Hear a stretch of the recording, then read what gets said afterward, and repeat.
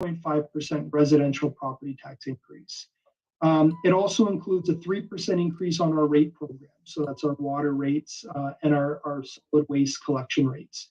We have included additional revenues generated through the tools we have available to us. So our municipal accommodation tax, which is the tax that's paid for hotel stays, it was 4%. What we've included in this budget is an increase of 2%, taking it to a 6% rate.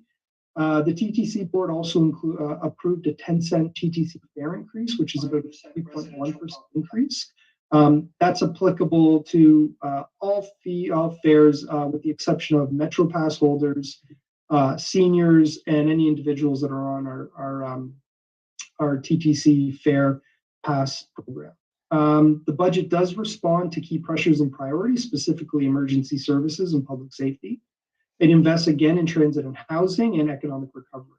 And it does require continued federal and provincial supports for COVID impacts that total $933 million, but also with regards to our refugee response actions and our supportive housing initiatives that I'll talk about in a few slides. Next slide, please. So this is an important slide. Really what this does is it speaks to the financial challenges that we face as we're opening up a budget, as we begin preparing for a budget. So again, our budgets are larger than most provinces in this country. It's one of the largest budgets overall. And as we're building this budget every year, we always have an opening pressure. So it's what is that pressure we have to offset to be able to present a balanced budget? Generally, that opening pressure, which is made up of inflationary increases as well as growth in demand or annualizations of anything that may have been approved in the prior year, it's usually within 400 to 600 million. What happened at the start of the pandemic is we also then had to take account for the impacts of COVID-19. So in 2020, you saw that where we were usually about 400 to 600 million a year in opening pressures that we had to offset, that number ballooned to 2.3 billion. What's good is we are seeing that COVID impact slowly reduce. We're seeing recoveries in our transit system, although not yet at the pre-pandemic levels. We're seeing recoveries in our corporate revenues. We're seeing recoveries in some of our other divisions. But at the same time, in 2023, we're seeing much more costs on our growth and inflation as we're dealing with higher inflation on our programs and the cost to deliver our services. So in total, when we opened up the 2023 budget process, we started with an opening pressure of 1.9 billion that we needed to find offsets for to be able to present the balanced budget. Next slide, please. So as we were looking at those pressures, really what was behind them, and it's probably a lot of the same pressures that everyone else is feeling in their home budgets. Inflation. So we are seeing 6.6% inflation for the Toronto census area. That's when you look at the average increase month over month for the year in 2022. Our cost of fuel. So we actually have $46 million in added pressure for fuel alone. So if you think about what a 1% property tax increase generates, it generates about $39 million in revenue. So our increases in fuel alone were greater than a 1% property tax increase. So just to put that in perspective, every 1 cent increase in fuel costs the city $900,000 in extra costs. Cost of food is going up. And just as an example, our long-term care raw food costs were up from $9.92 last year to $13 per diem this year. That's a 31% increase. That equals a $3 million increase in the budget. Interest rates are also going up. So in 2021, where we had our lowest interest rates of 0.25%, we are now seeing interest rates at about 4.25%, which is the highest that we've seen since 2008. What that means is it adds more costs for us to be able to service the debt that supports our capital infrastructure. So we have to pay both principal and interest on the debt that we incur to build new community centers, to build new city facilities, new parks, acquire new vehicles. And that added cost in this year's budget is $65 million on our capital finance. Next slide, please. Then I talked about COVID impacts and the fact that we continue to experience COVID impacts now into the fourth year. What we're seeing, again, in larger municipalities that have large transit systems continue to experience impacts. We have 366 million costs on transit, predominantly through lost fare revenue. Shelter services, 317 million to ensure we're providing adequate spacing for those individuals that are leveraging our shelter services. Public health costs for extraordinary efforts and immunization programs are at 87 million. And then all other impacts are about 163 million. So that's everything else, be it, cleaning within recreation centers, or lost revenue for our agencies, or corporate revenues, be it our parking revenues that provide a dividend to the city that are reduced. So in total, that's 933 million. Then we also have refugee response actions, which we traditionally received funding from the federal government. So that's 97 million. And then supportive housing. The city is building more supportive housing units, and there's cost to service those units. It's the wraparound services. And those costs are 48 million. And consistent with prior years, we've received provincial funding for those costs. We're expecting to receive that again. Next slide. Now, in terms of how we balance this year's budget, again, it was a $1.9 billion opening pressure that we started with. And when we look at our operating budget, we really break it apart. We'll look at our traditional base budget and the actions we have to take to balance that. And then we separate out the impacts of COVID-19 as well as the costs of supportive housing and refugee response. So on the base budget, we had to offset a pressure of $786 million. We looked at revenue actions that were able to generate nearly $500 million in offsets. That included property tax impacts and assessment growth, as well as increases in city revenues. I've mentioned before the municipal accommodation tax, but also looking at user fee increases generally in line with inflation, as well as the 10-cent TTC fare increase. We were also seeing a recovery of our corporate revenues that are probably the fastest area that we're seeing recover from the impacts that they felt at the onset of the pandemic. We were also looking at expenditure actions. We've had about just under 300 million in offsets on the expenditure side of our budget, part of our program reviews and line-by-line reviews of each of our division and agencies' budgets. We also looked at modernization efforts and procurement to be able to generate those offsets.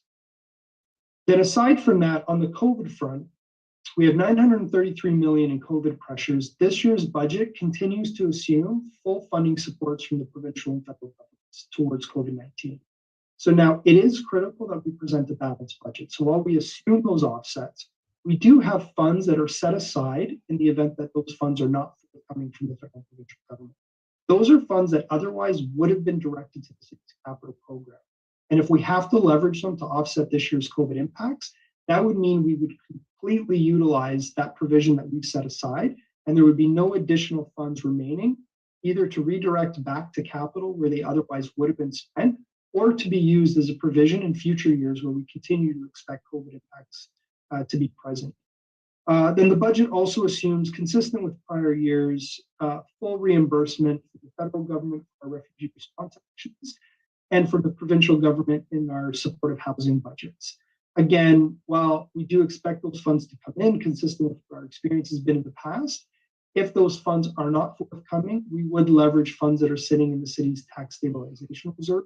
Again, these are one-time actions that we could take, but without continued and sustained funding for these programs, we would have to rethink exactly how and what we're delivering going forward.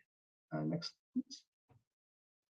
So this slide really just breaks down how that 16 billion is invested and where the money comes from. So if we look at the right side, the yellow bars, you'll see that almost $4.5 billion, or just about 28% of our budget, is invested in our cost-shared social programs. So that would be our children's services programs, employment services, shelter support and housing, our housing secretariat.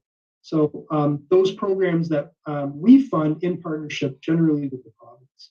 We also have about 15% or 2.4 billion that is invested in transit, day-to-day costs for delivering our transit services. 2.2 billion, or about 13%, for our emergency services. So that's police, paramedics, and Toronto Fire. About 2 billion is invested in our rate program. So that's Toronto Water and solid waste collection. What's interesting is actually 1.2 billion invested in financing. So that's our direct investments out of our operating budget to be able to support our capital program. And then you see other investments across different categories. When we look at how the budget is offset from revenues, just under 5 billion, or 50%, is funded from our property tax base. We then get 4.25 billion or 26% from the federal and provincial government. That does include the assumption that we will continue to be reimbursed for COVID impacts. Our rate program, so again, predominantly Toronto Water, but also solid waste, generates about 2 billion in revenue to be able to support their operating expenses as well as make contributions to support their capital. Transit fares are about 1.3 billion when you include the COVID impacts that we expect to be reimbursed for. Land transfer tax is about 950 million in revenue that we expect to collect in 2023. And then user fees and fines are about 600 million. And you see a couple of other categories of funding. Next slide, please. So what's important to note is our annual and on an annual and ongoing basis, the City of Toronto will invest in extensions of federal and provincial responsibilities. So in fact, 22% or 1.1 billion of our annual property tax revenue is directly invested in the following services, which really reduce the financial burden on other orders of government.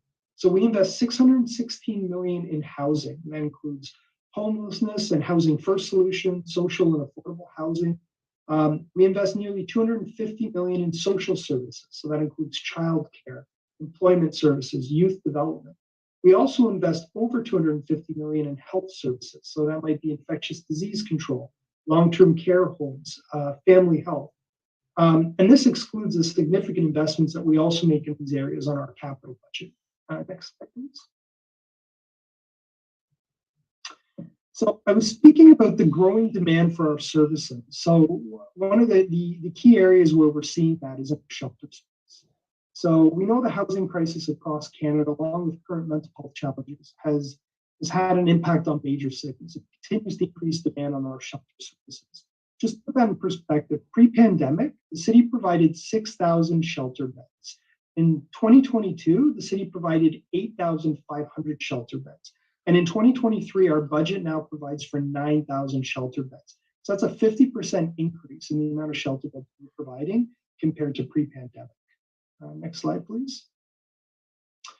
We're also seeing an increased cost related to shelter space for refugees. So Toronto's shelter system has more dedicated beds for refugees than any other Canadian city. Again, in January of 2021, the city provided 500 shelter beds dedicated to refugee claimants. A year ago, we had 788 shelter beds dedicated. This year, in this year's budget, we anticipate demand for up to 2,550 beds per night for refugee claimants. We have expanded our temporary refugee programs to accommodate this growing demand.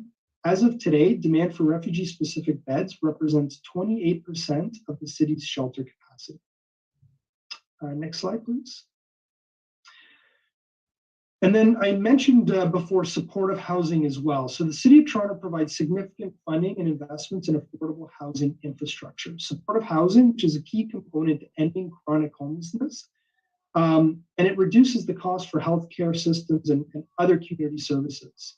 And it's really around providing that wraparound services on the housing that we provide for those that require it. And we do require confirmation of operating funding from the province, consistent with what we've seen in the past. And again, we're budgeting about 48 million for added spaces, about 2,000 units that we're budgeting for on the supportive housing side this year. Next slide. The other area where we're seeing growing demand is transit. So the 2023 budget will ensure transit remains safe, accessible, connected, and keeps people moving. The city's budget's allocating an additional 53 million in funding towards transit, and that coupled with a 10-cent fare increase, which generates about 16 million in revenue, is allowing us to prepare for the Eglinton Crosstown and Finch West openings. It allows us to expand the Fare Pass program. It allows us to enhance downtown station and streetcar route cleaning. It provides additional safety measures, including 50 additional hires of special constables, 25 of which are net new. We're also adding 10 streets to homes workers in the transit system. It helps us offset those increased fuel costs. I had mentioned that overall we have about 46 million in added costs associated with fuel increases. TTC alone represents 36 million of that. It allows us to prioritize services on routes in neighborhood improvement areas. And it also allows us to freeze TTC fares for seniors. Next slide, please. The other area that we're seeing increased demand where we're adding funding is in our emergency services. So within fire services, we're now in the first year of a 3-year plan to hire 156 new operating firefighters. So we're going to add 52 new permanent firefighters to this year's budget as part of a hiring of up to 200 that will allow us to address attrition and vacancies. On paramedic services, we're now in year 4 of 5 of a hiring plan to bring on additional paramedics. And this year's budget that includes 66 new permanent positions that will be included as part of hiring 250 paramedics this year. And then on Toronto Police Service, we're planning on hiring 200 uniformed frontline positions. This includes 136 civilian officers that will help support 911, a portion will help support 911 operations. And it includes 25 uniformed officers for the downtown core to enhance public safety. Next slide, please.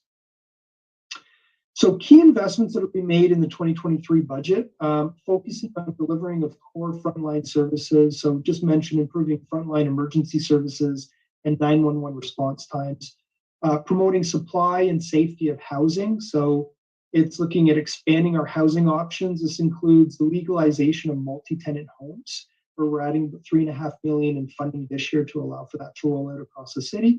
We're also adding about $1 million in additional funding as part of our eviction prevention intervention in the community program, which is our EPIC program. We're also investing in economic and downtown recovery. So we've got additional funds in this year's budget to support downtown recovery initiatives. We're ensuring public safety. We're enhancing the Toronto Community Crisis Service. We're adding for youth employment initiatives and additional resources to promote community safety. And we're maintaining affordability. Now, while we are proposing a 5.5% residential property tax increase against our operating pressures, that is below the rate of inflation. We're also continuing to support needs-based programs and subsidies. We're expanding the Fair Pass program, and we're freezing TTC fares for seniors. Next slide, please. Another important aspect when we look at the budget process is not just looking at the current year's budget, but also what do we expect to happen in the future years? Part of that is what is the impact of the decisions that are being made now? And we've talked a lot about COVID impacts. It's really important for us to continue to model what we expect to happen as it relates to COVID costs in future years. How do we plan and manage for those impacts? As we're looking ahead to 2024, we expect an opening pressure of about $1.5 to $1.7 billion.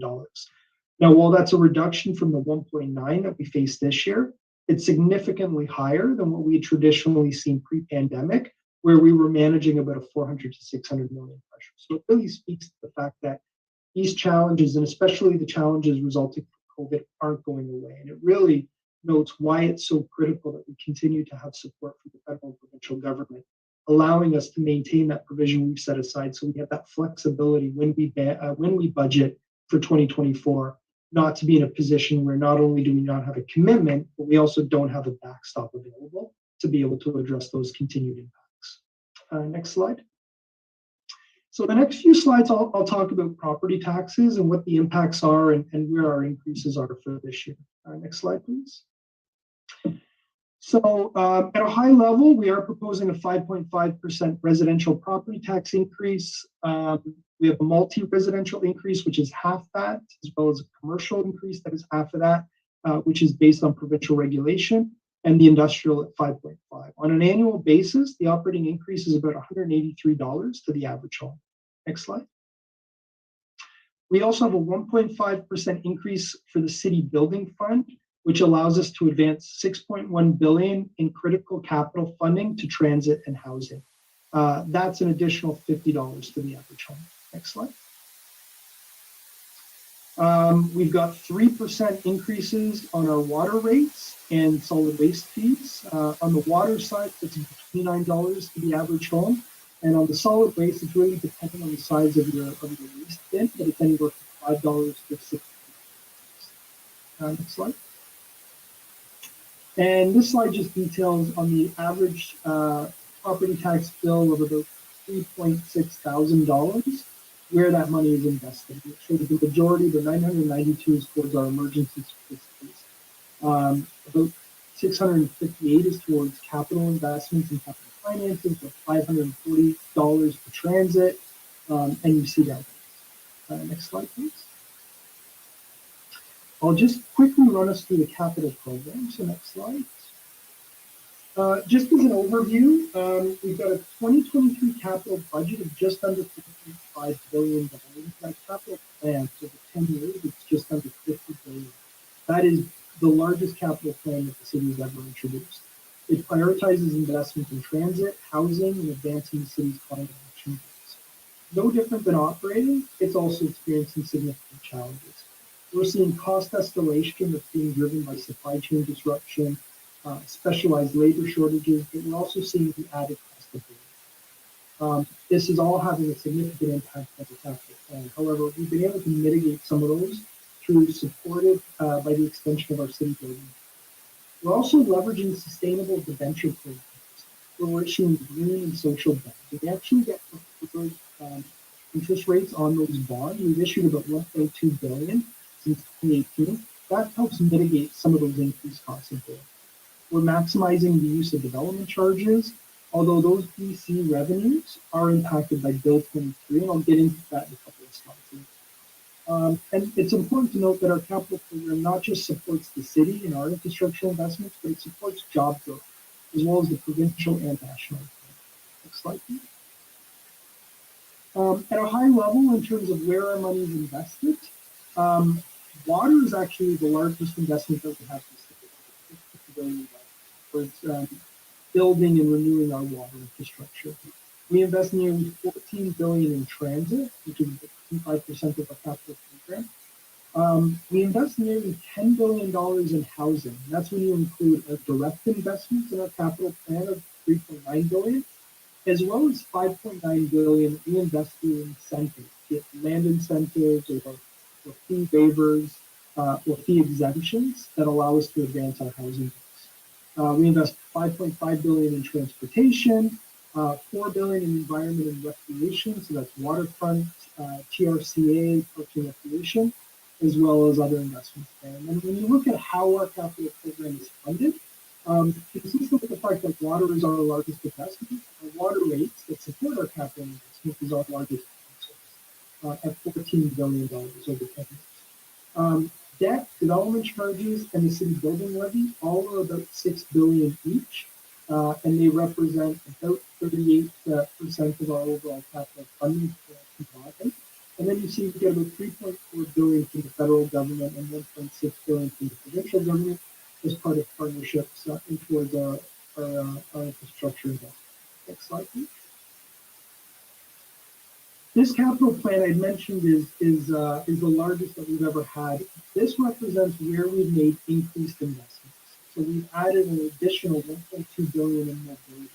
So that's our transit fleet, capacity improvements for Line 1 and Line 2, expansion of our 40-year bike share plan. We've also added nearly $1 billion in our housing plan, where we're increasing our funding towards rental development, housing now, Toronto Community Housing Corporation development. We're also investing about $700 million in flood protection and parking. So that includes parks and community recreation facilities, as well as a couple of flood protection issues across the city. And then we have about $2.1 billion added in other areas, investments in Quayside by the waterfront, our water and wastewater infrastructure, libraries, construction, expansion, and renovation within our library system, as well as technology and infrastructure. So as we build our capital budget, we're also looking at how we can advance our climate goals by leveraging our $50 billion that we invest in the country.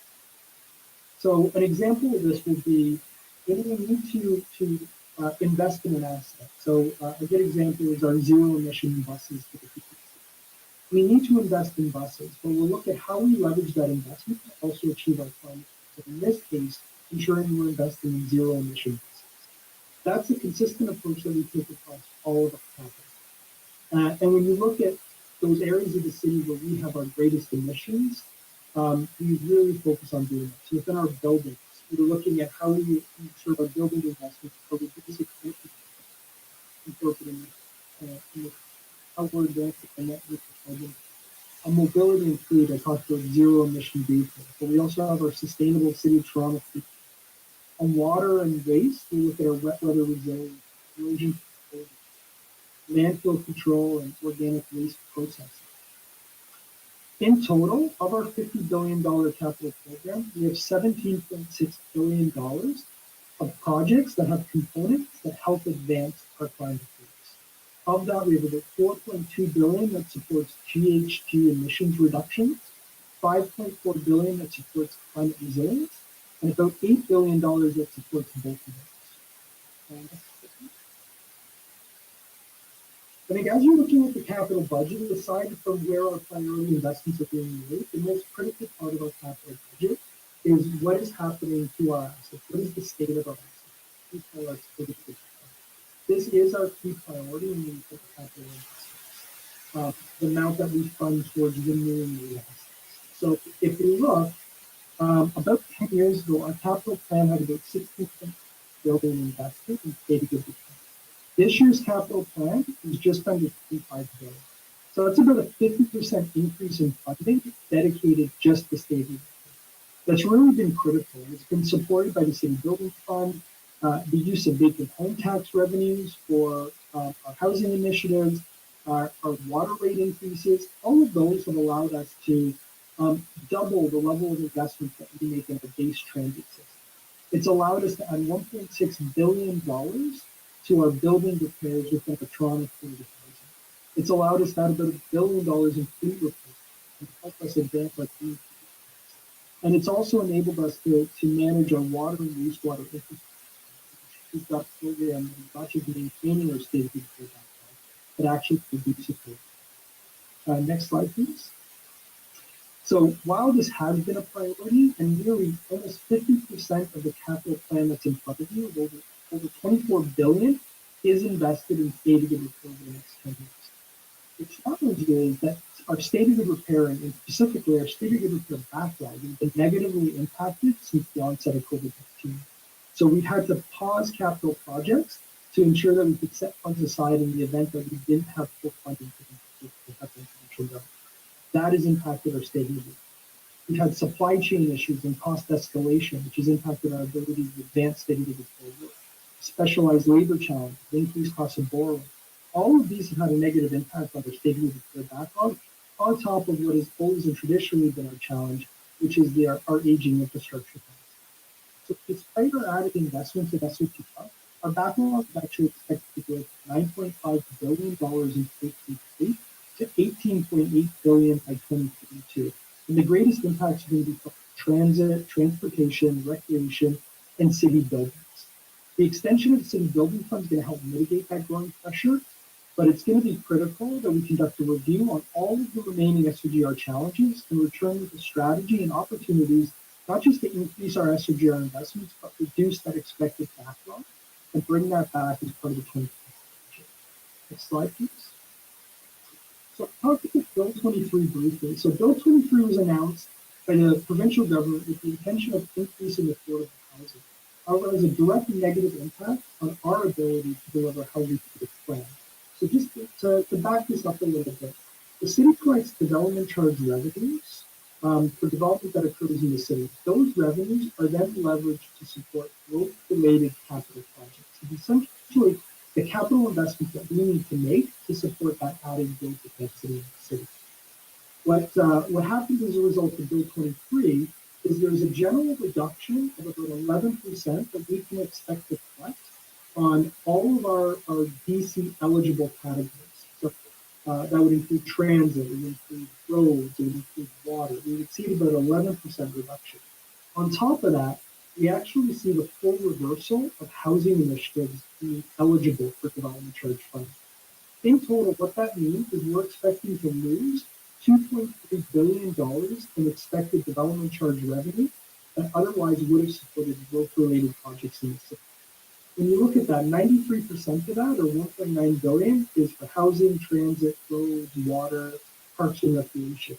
And actually, 57%, or $1.3 billion, directly impacts the city's investments in our housing tier 4. It's about 40,000 units. Now, the budget was built expecting the reimbursement of that loss the provincial government, consistent with assurances that we've received from the province. However, if we don't get that reimbursement, while we will be okay for 2023, if the nature of development charges is we'll collect them, they'll sit in reserve, and then we'll spend them generally in the following years to advance capital work.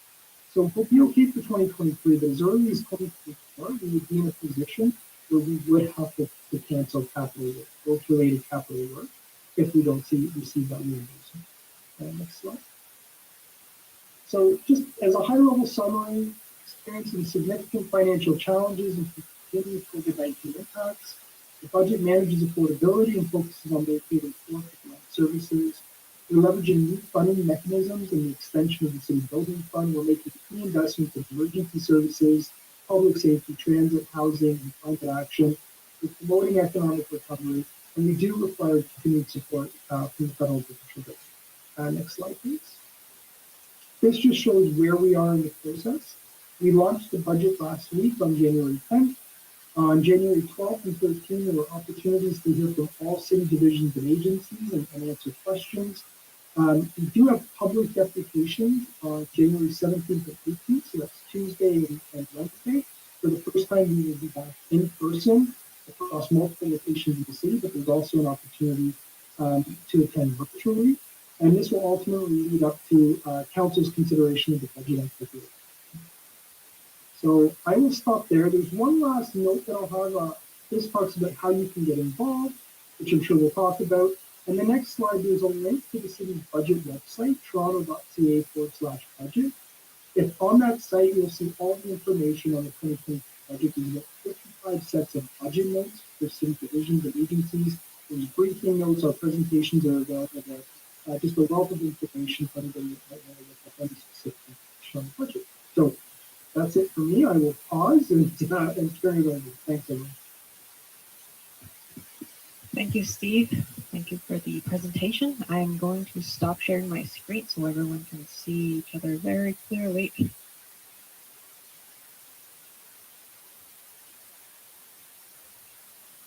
Okay, amazing. So I do see some questions trickling in throughout the presentation. Just a reminder that if you haven't posted your question yet, you still have a chance. Just type it into the Q&A section, or if you would like to speak to any of our panelists live, you can raise your hand as well, and we can unmute your microphone. Again, you can type your question into the Q&A, and we'll get started. So we do have quite a bit of questions that came in. I'm just going to read from the top so we can get as many questions answered as possible. So our first written question is, can you explain the property tax increase for this year's budget? I think that's a question for Steve. Yeah, sure. So what we're looking at is there's different property classes. So if we look specifically at residential, our property tax increase is 5.5%, which is dedicated to supporting our operating expenses. We also have a 1.5% increase for the city building fund. And again, the city building fund is something that's in place that allows us to be able to fund about $6 billion in infrastructure in our capital program dedicated to housing and transit. So those would be the two increases. We have a multi-res increase, which would be half of that. And then there's other increases for industrial infrastructure. But that is interesting as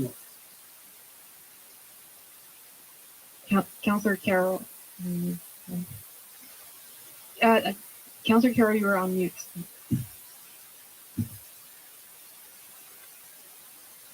Sorry about that. I forgot my mute button. We should also add, because I had this question out at a levy today about somebody asked me about why is it different for businesses have different rates of increase and tenants have different rates of increase, apartments, and it's important to remind people that while you see different rates there, that's just their percentage increase, but they already were businesses in particular since amalgamation have paid at a different ratio than residential. They already pay higher, and we have been over years trying to lower the difference. The difference should really only be they should pay industry standards about 2.5 times what a residential one would be. So on a ratio 2.5 times to 1. But at amalgamation as a way of sort of balancing the books when we didn't know what would be the cost of all the downloaded services and things like that, the rate was said that they were paying 4 to 1. And the apartment buildings and condominium buildings were lumped in with those. And the net effect of that was priceless in terms of the upkeep of apartment buildings that lasted for years. And in the business community, just a mass exodus. Why am I going to keep my office here and pay 4 times the rate when I might receive a bargain moving out to Markham or wherever? What we've been doing gradually is, while their increase looks lower, that's just to get them down to where they're paying roughly 2.5 times what you're paying. They should pay more, but you want to keep competitive, so it should be in the ratio of the others. And our goal is to get down to where the on a per square foot basis, the tax on an apartment should be equal to residential, so that the tenant population isn't being dinged through their rent, which is how the landlord recovers those costs in order to keep them artificially high. The residents are feeling as they should be about the same. But I understand because we had to do this big inflationary increase, we're almost done making the adjustments, are we not, Stephen? Yeah, so actually, if you'll see this year, industrial is on par with our residential. So we've met the provincial threshold. It's really just commercial now. So we're at about a ratio of 2.5 times. By provincial mandate to get to about a ratio of 2 to 1. So we're probably about 5 years off before we meet the ratio on commercial. Right. And once we get there, then you could conceivably, when you do the increase, you could see their increase looking the same, but they would continue to pay twice what a resident pays. Yeah. Okay. Thank you. Councillor Pasternak or Councillor Chang, would you like anything add to anything? Councillor Pasternak? I missed the first part. Sorry, I was having some technical issues. I missed the first part of that of the question. Oh, the question was just asking to clarify the property tax increase from this year's budget. Clarify? I mean, nobody likes to pay taxes, and I was quite taken aback by the 5.5%. It's the biggest tax increase since the megacity was established. And I think the only answer to all of that is reform our tax relief programs. Make sure that our tax cancellation and tax deferment programs, which is combined, of course, with our various utilities, water and hydro relief programs, reform those so that those in hardship would have the blow cushion. So that's something I've been in touch with the mayor's office, with the budget chief, and that's something we have to look at, because the threshold to be eligible for those programs is too low currently. In other words, many people are not eligible because the cutoff is something like $46,000. And if your household income is above that, you're not eligible. So, look, I mean, it's a tax increase I personally feel uncomfortable with, and I think the only solution is through tax relief programs that we have to promote heavily. Can I just add to that? Not that I want to get into a debate, but I think probably if we asked it, we can change that threshold a little bit. But what that does is then that gives us fewer property taxes. And what we're trying to fill right now is a hole of $1.4 billion. And so while we might be able to help a few more seniors, if you're still living in your house, you have a major asset.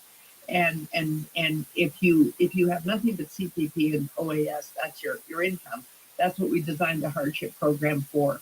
And we can play with that, but it doesn't alter the fact that, as Stephen presented before, we have, even if there had never been a pandemic, we have a structural financial deficit that has existed for the City of Toronto since 1995.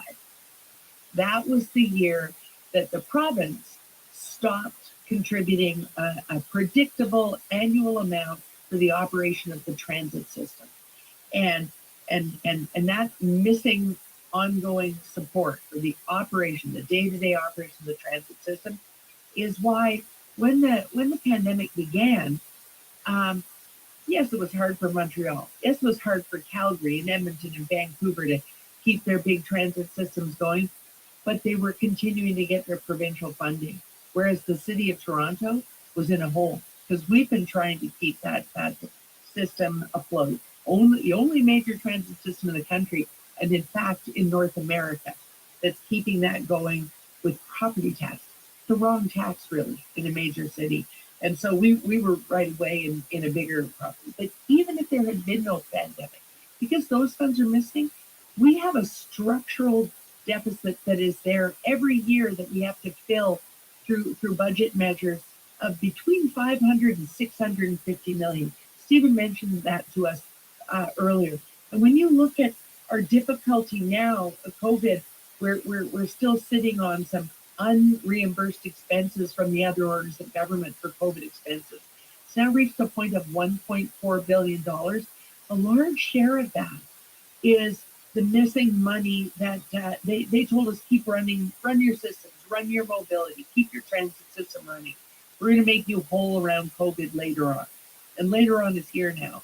The ridership isn't quite there, but we can deal with a hardship program that just gives us fewer dollars to work with because we won't be getting those property tax revenues. At the end of the day, if we have that structural deficit and it never goes away, we're going to hit a wall. And which is why there are some residents on today that may have read my e-blast that are signed on to the town hall tonight. Rather than focus in on these numbers, because I knew you were going to hear them from Steve Conforti tonight, what I focused on is what do we do about this $1 billion hole? And if those governments are broke and they don't want to just write us a blank check, give us powers. And I don't mean little powers. You'll hear some activists talking about parking levies, or maybe we get to have a special tax on people who buy sports tickets or buy a pack of cigarettes or whatever. They're small dribs and grabs of money. We have two things that make us unique in North America. One is that we are running a major transit system that includes rail, and yet we do not have ongoing state or provincial funding to run it every day. And the other thing that makes us unique to every other major city that has that kind of transit system in North America is we do not have access to a municipal sales tax. All of the others do. All the way, we can go all the way down to the Gulf of Mexico if you want, to Houston. They all do. From the Depression on and through the 60s, they all introduced that. And rather than have the city run up the hill to the state capitol or to the provincial Queen's Park or whatever it is every year saying, yes, we can't balance, they have that pot of money that is impacted by the economy. As the economy recovers from pandemic, that would go up. If you're a senior and you're not inclined to spend much money anymore, you would not contribute a lot of sales tax. If you are a family living in poverty and so you don't buy a lot of extras, go to restaurants and movies and such, you would not be contributing a lot of sales tax. But there are in the City of Toronto some very, very wealthy people who spend a lot of disposable income every day. And this would allow us to target, whereas property tax, as James has pointed out, is calculated based on your address. Whether your income grew or not, we have a bill we have to collect. And so it's not really a fair tax to use for things like transit, things like major highways, like the Gardiner, that massive project there. Property tax isn't really a fair tax for those types of expenses. So certainly what I'm talking about is not something that can be introduced this year. Stephen has a plan to balance the budget, and yes, it includes that inflationary property tax increase. But we can't apply to you an extraordinary inflationary property tax increase every year for the next 5 years. I suspect we'd all hit a wall if that was the case. And so we need to open that conversation. It may take a few years, but the property tax is high. The increase is high this year. Still not as high as Hamilton, Mississauga, Markham, and Vaughan, but we're getting there, and we may surpass them unless we figure out this revenue piece. Yeah. Thank you. I think I see the two councillors raising their hands. Councillor Chang. Thank you, Maggie. And yeah, so I'm the new counselor in the room, and I really thank Councillor Pasternak and Councillor Carroll, who have been very supportive of my introduction to so many things at City Hall. But so I've spent the last week hanging out with the budget committee and going through the budget. A lot of fun, let me tell you, midnight sessions. I think what really concerned me is that we are digging a hole based on capital.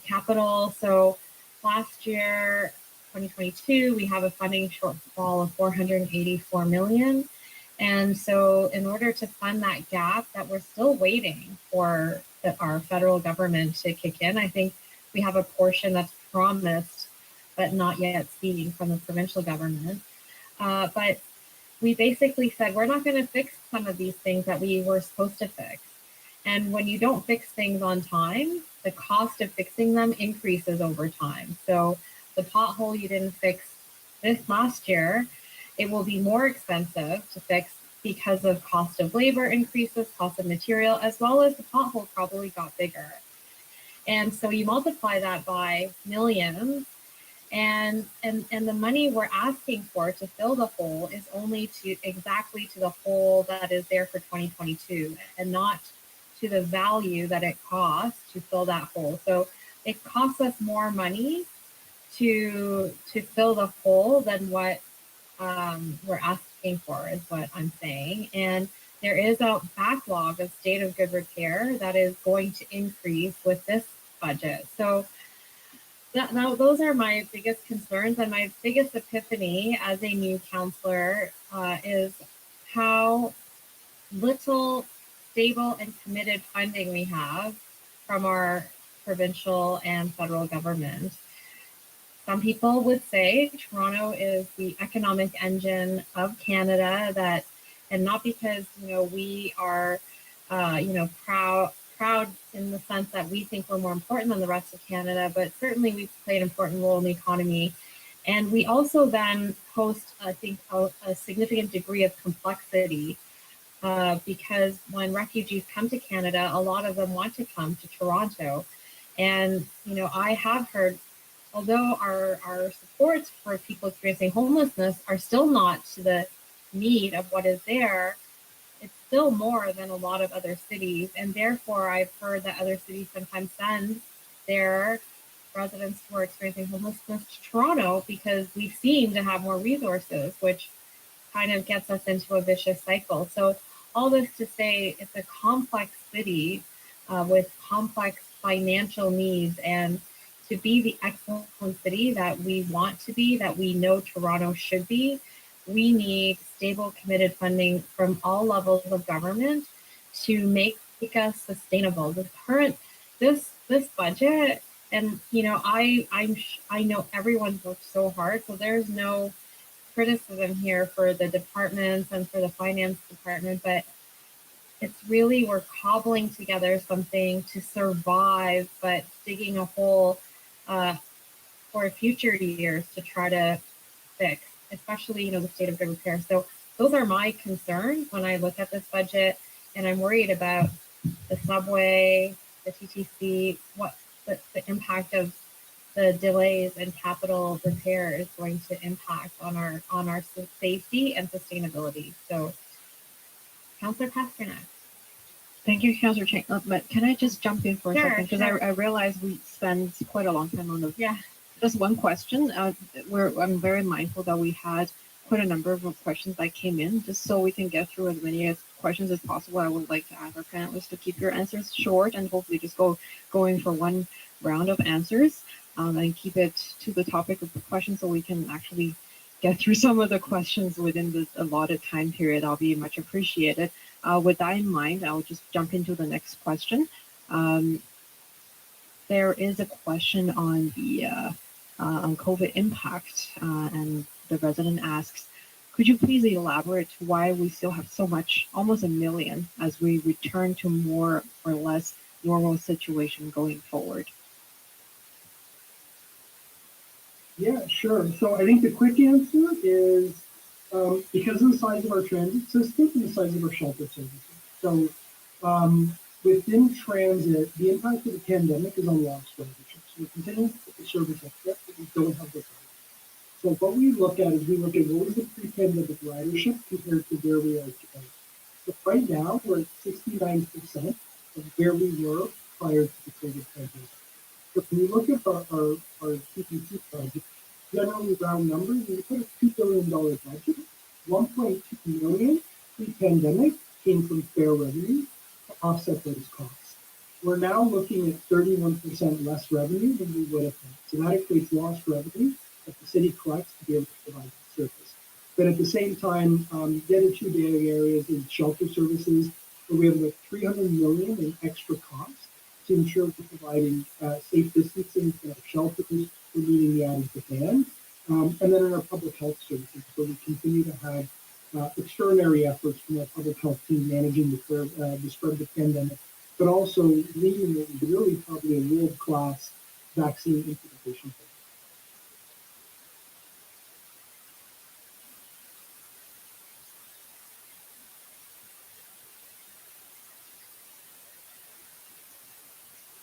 Can I jump in on this? So with regard to COVID impact, my concern is the world is no longer going to be the same.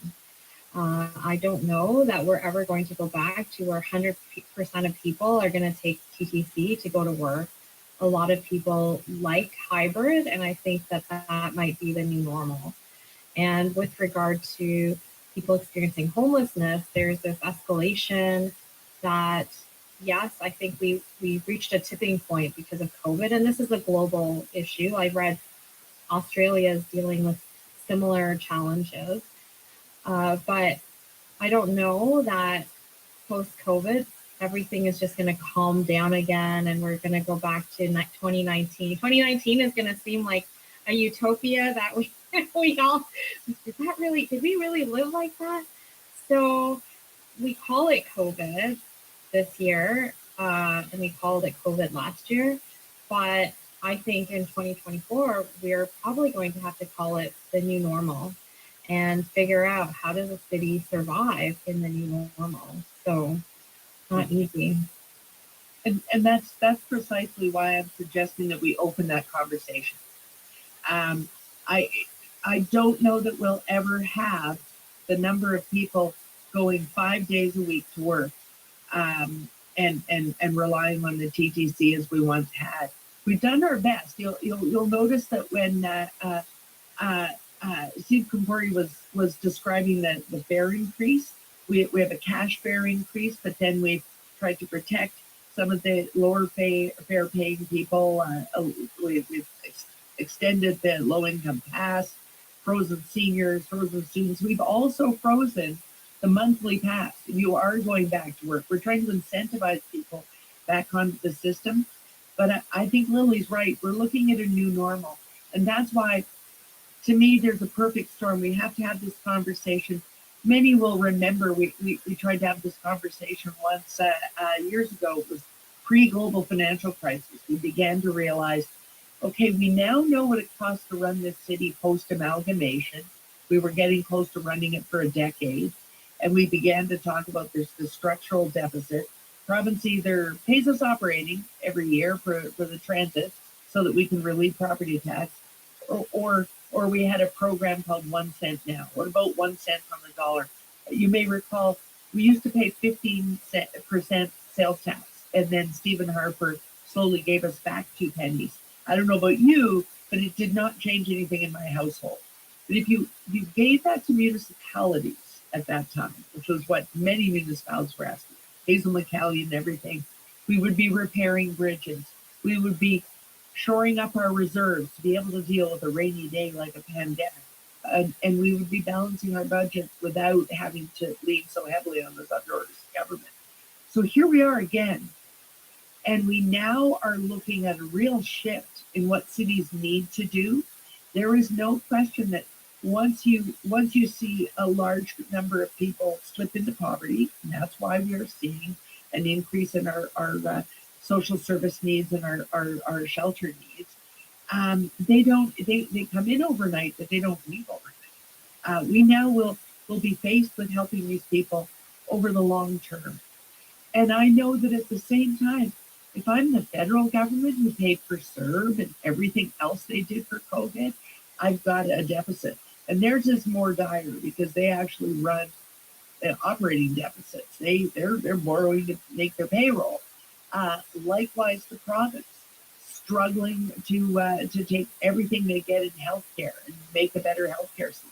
All of that is going. So, if this very key city is coming up the hill and saying we need some too, and they can't make it, then have a grown-up conversation with us.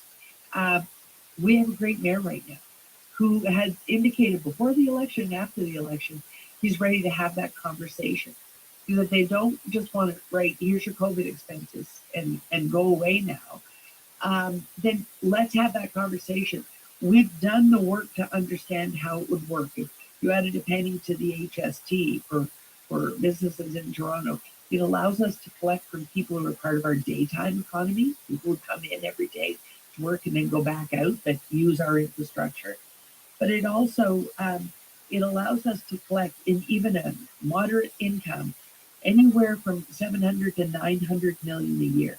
So imagine now, 500 million of that can go to the transit operating, as we've said. And now you've freed up those 500 million in property taxes to do the services we want done in the kinds of things that property taxes should be doing. And what happens to the other 400 million or so? It goes into capital to do the repairs that we do, to fill our reserves and make sure that we're prudent and responsible in having the money we need for rainy days when that water main explodes and we find we have to repair a whole trunk line. We would begin to be able to address those types of unforeseen and ongoing pressures ourselves with the kind of financial planners and finance staff that we have. That predictable thing coming to us, and in economic boom times, of course, you could reserve more. That would help to stabilize what we ask of you in property tax. Property tax would go back to being what I call the thing that covers the picket fence expenses of your home with your picket fence around it. And what else do you want? A road to get to it, a road to get to work, a community center, a library, and things for your children and for your old age. Those are fair property tax things. But many things that happen in the mega city aren't really fair to ask of you as a homeowner on just your property tax bill. So Okay. I agree with Lily. We need to have that conversation about what about when we can't call it a COVID expense anymore. Thank you, Yeah. Councillor Carroll. I saw Councillor Pasternak's hand up. I just want to see if you have a comment. Councillor Pasternak. His image just disappeared. I wonder if No he's happy. We'll jump on to the next question because we spent quite a long time on the first two questions. And I know there is a resident who raised his hand for a while now. So I will just ask the question. I know you've also written in. Thank you for being patient. So the question is, Toronto is not a livable city except for the rich. Where exactly is Toronto their affordable housing, and what exactly were approximate dollar amount is affordable rent for a one-bedroom apartment for a senior citizen?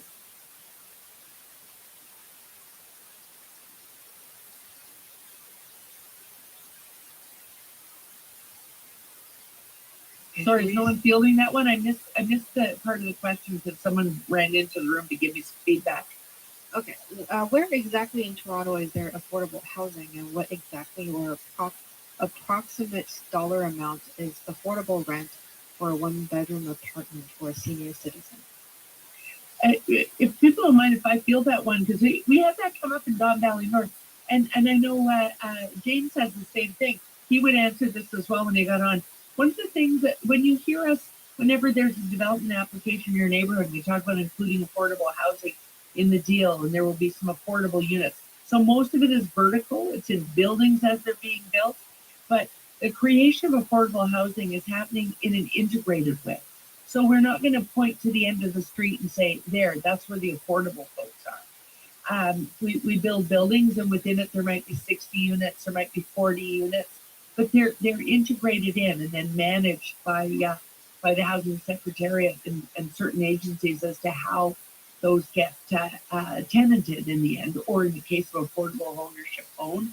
But they're not sort of built separately and segregated anymore as they once were in the way we built deeply affordable social housing. Toronto Community Housing Corporation still runs our large corporation of 70,000 housing units that are deeply affordable and rent geared to income with means testing. But affordable housing, when we were talking about this at one of the development applications where they're offering to build quite a few, people were shocked to learn that when we say affordable rents, that what's missing is a middle level. So affordable rents can mean $1,800 a month, $2,000 a month for a 3-bedroom, but that is still very hard to find in Toronto. And so, a family-sized unit in a low-rise building at $1,800 a month or $2,000 if it's a 2-parent-led family, that's actually middle-level affordable, and something that we're actually partnering with the federal government to create, because it no longer exists. Young people are paying $2,600 to $3,000 a month to live in a decent apartment. Can I add for Bill 23? It's kneecapped inclusionary zoning. So this beautiful thing called inclusionary zoning was voted in by the previous council that would have allowed for any building over 100 units close to major transit areas to have to include 5 to 10%, and it was supposed to grow incrementally towards 20% affordable units. And that would be a 99-year program. And the province has kneecapped that to 25 years. So it's still supposed to go into play, except that part of the, I think, weight is that the province has to define where are these major transit areas. And the city actually has been trying to say, actually, we want inclusionary zoning across all of the city of Toronto, not just around major transit, because we need affordable housing everywhere. So it is a fight.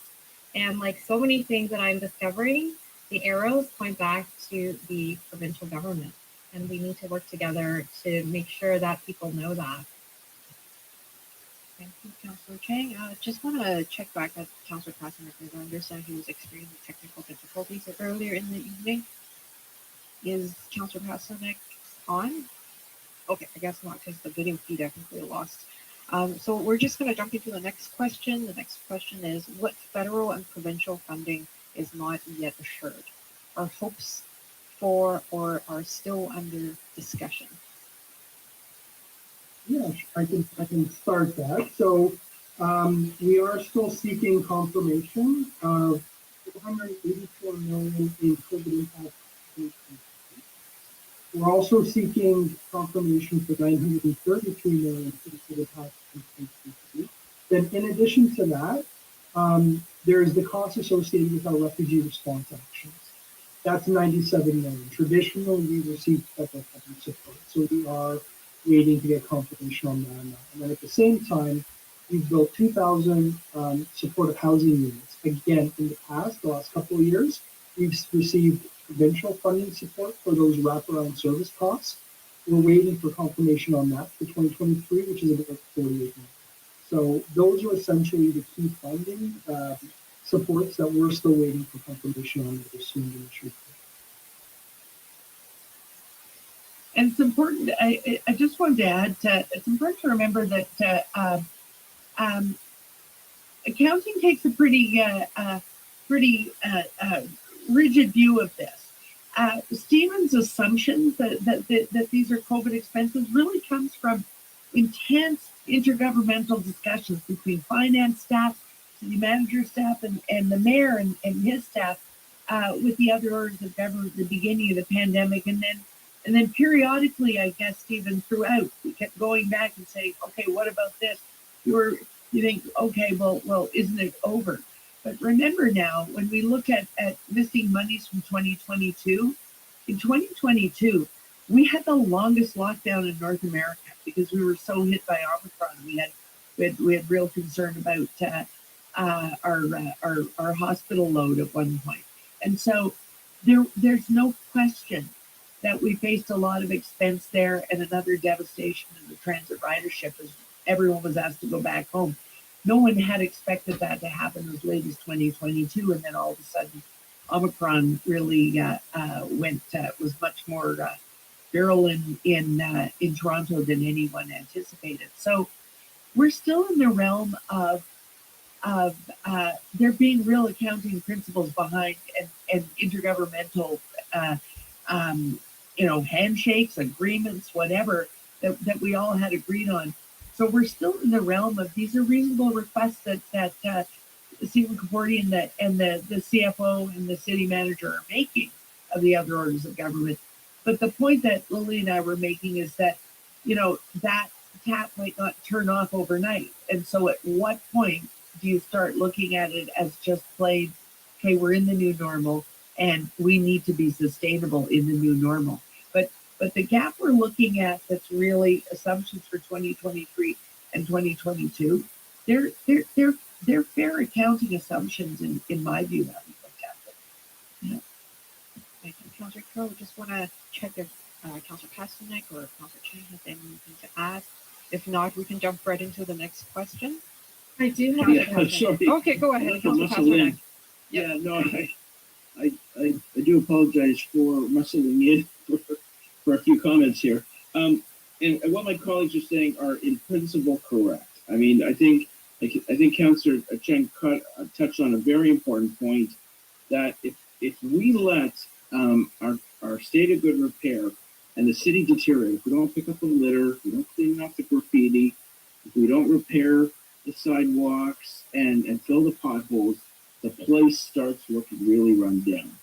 And based on sort of broken window theories, once you start letting that happen, we've seen it in urban centers in the United States, in the old Rust Belt, or we've seen it in abandoned industrial sites, the whole place starts to fall apart because people think that that's acceptable.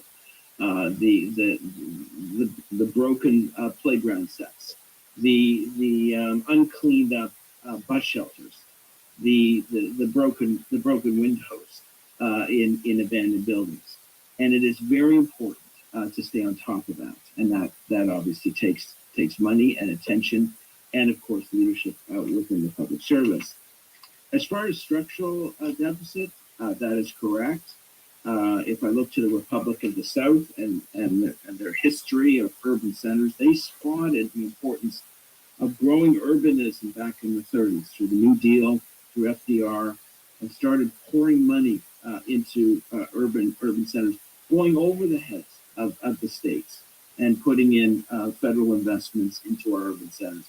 We need that conversation here, where we need a national strategy for cities to make sure that they have the funding possible, because to make sure those cities are livable and safe, because 80% of Canadians live in cities, and it only makes sense to put a proportional amount of funding into our urban centers. But as far as the COVID hangover that we're facing, there's no doubt that the elephant in the room is TTC. And I don't want to pick on the TTC because I ride it every time I go to City Hall, almost every time.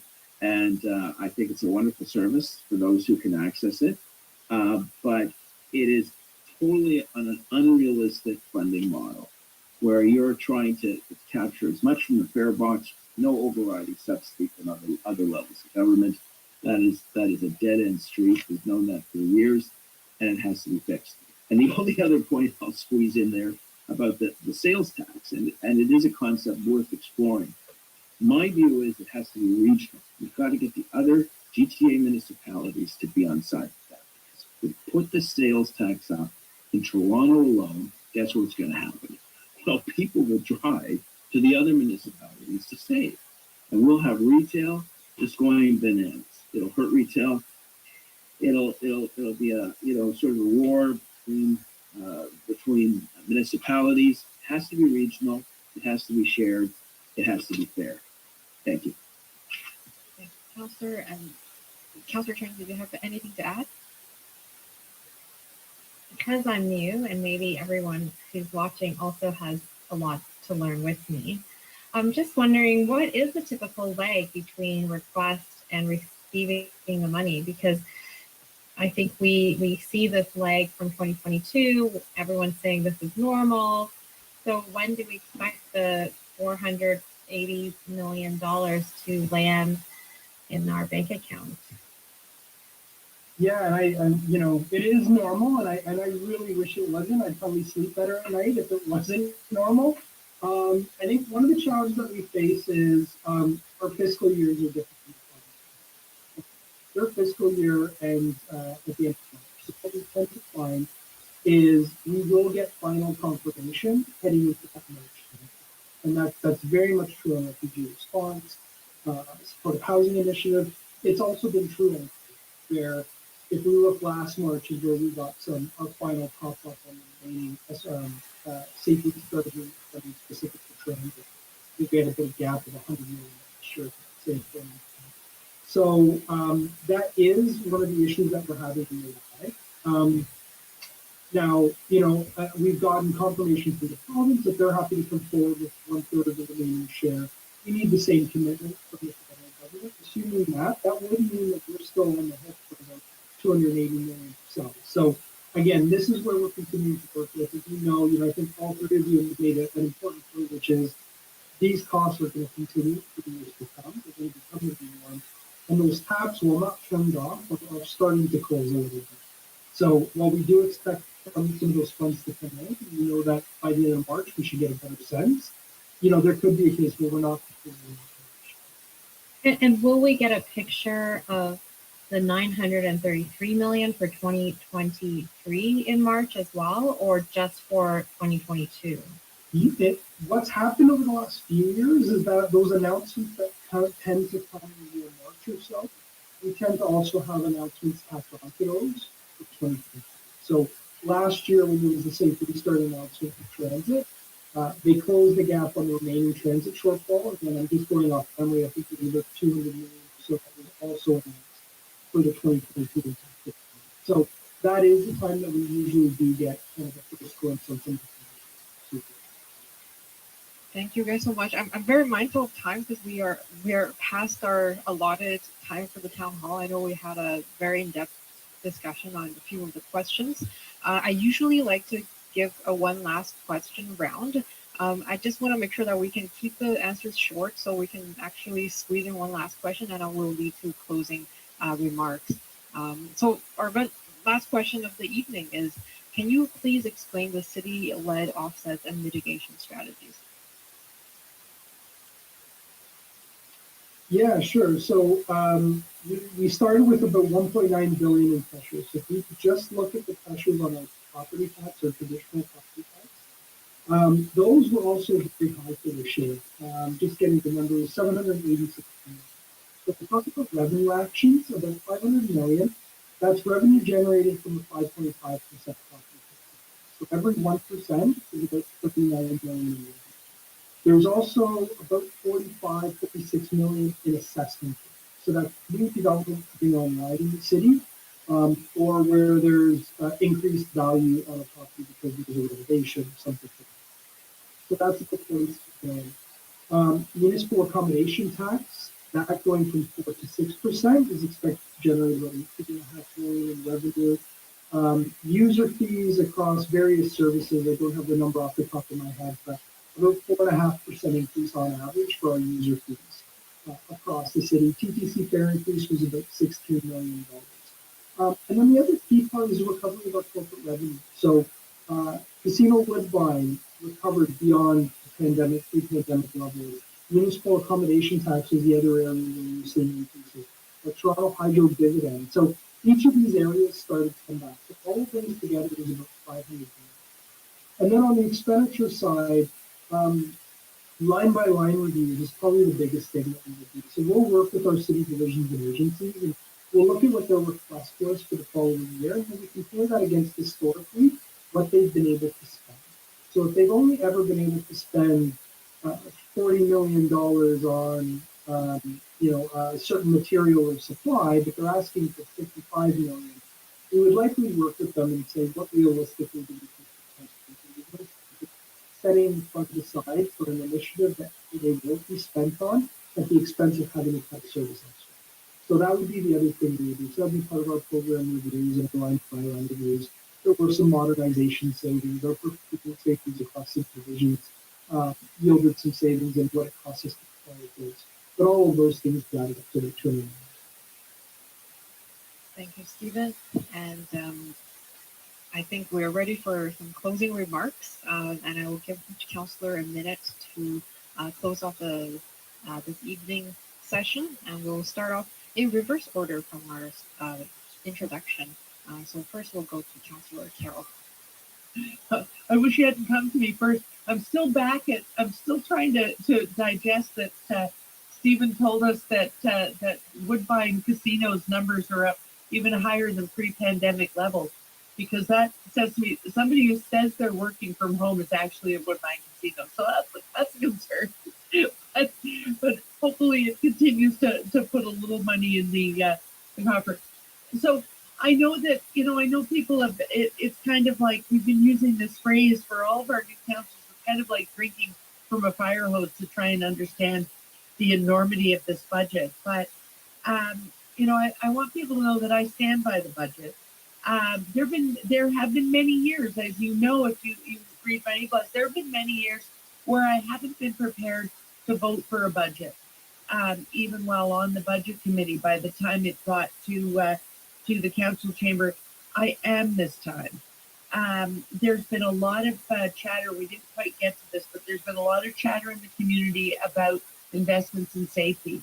And I think what's gotten lost in them, in some of those announcements that the mayor made with various, James and I attended one, a lot of the safety and supports that we need, both on the transit system and around the community, what got lost in translation is a lot of them are just filling gaps.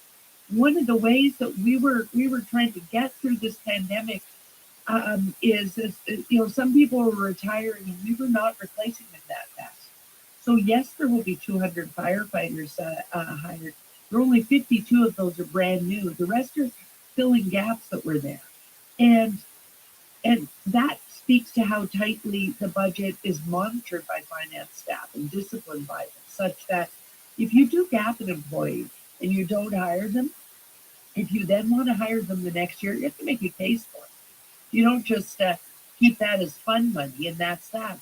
If you didn't hire them and there's a surplus in your budget, it goes back to finance staff, goes back to Stephen and our CFO, Heather Taylor, to be used in the next year's budget. And if you're saying, okay, I didn't hire them, but I want to hire them next year, you have to account for it in your budget. That's how tightly disciplined and accounted for every penny that's being spent is. And so as you looked at those inflationary expenses, when we say that inflation is hitting the city the same way it's hitting our own everyday personal household budgets, that is why you see an inflationary property tax increase. Without it, you would find a city whose services were really starting to lack. And no one calls my office saying I'm getting too much service. I've never had that call. People want their services to be maintained. It's what makes our city livable. And so that's where that increase is going to, and very, very tracked, so that it's not going into the abyss. Item by item, it will be applied to those things. Thanks, Megan. And next we have Councillor Pasternak for this closing statement. Yes, I just wanted to thank Stephen Conforti, of course, my colleagues, Councillor Carroll, Councillor Cheng, for joining us this evening, and of course, all the people listening in.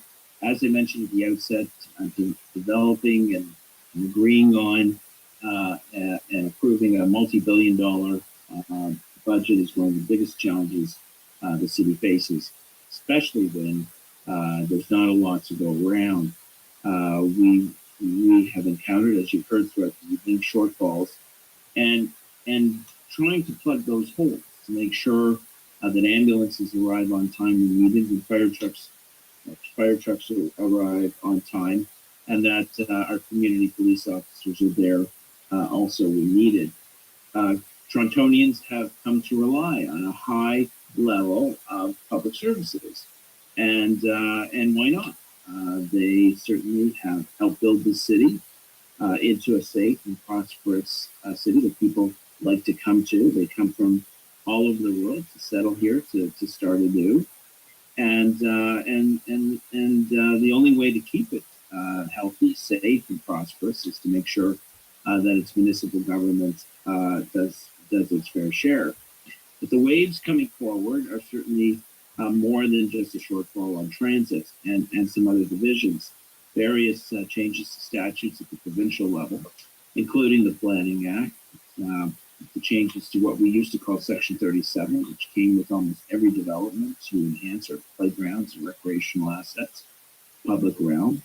The diminishing of development charges by about $230 million a year. And of course, the loss of fees, which is another $75 million.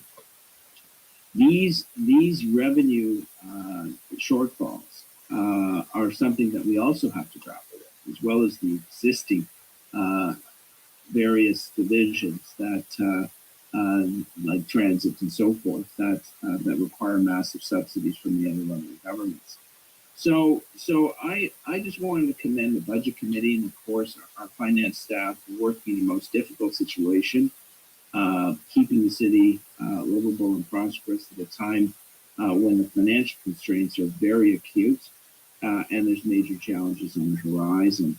But I'm sure that this is a collaborative council that will work together to make sure that not only this budget will pass, and that and with some amendments, I'm sure, and reiterating my hope that we can reform the tax relief programs to help our most vulnerable. But we look forward to more public consultations and, of course, the debates at council, and we look forward to hearing the opinions of the general public on the best roadmap forward. So once again, thank you very much. Enjoy the rest of the evening, and I appreciate you tuning in. Thank you, Councillor. And last but not least, Councillor Cheng to close out the session. Councillor Cheng, you are on mute. Okay, well, I just want to say thank you. I'm so glad I wasn't the only one. I know, it's like 2 years after pandemic, we still forget to unmute. So I just want to say thank you to the citizens who showed up on a Sunday night to learn and hear, because this does not work without your participation.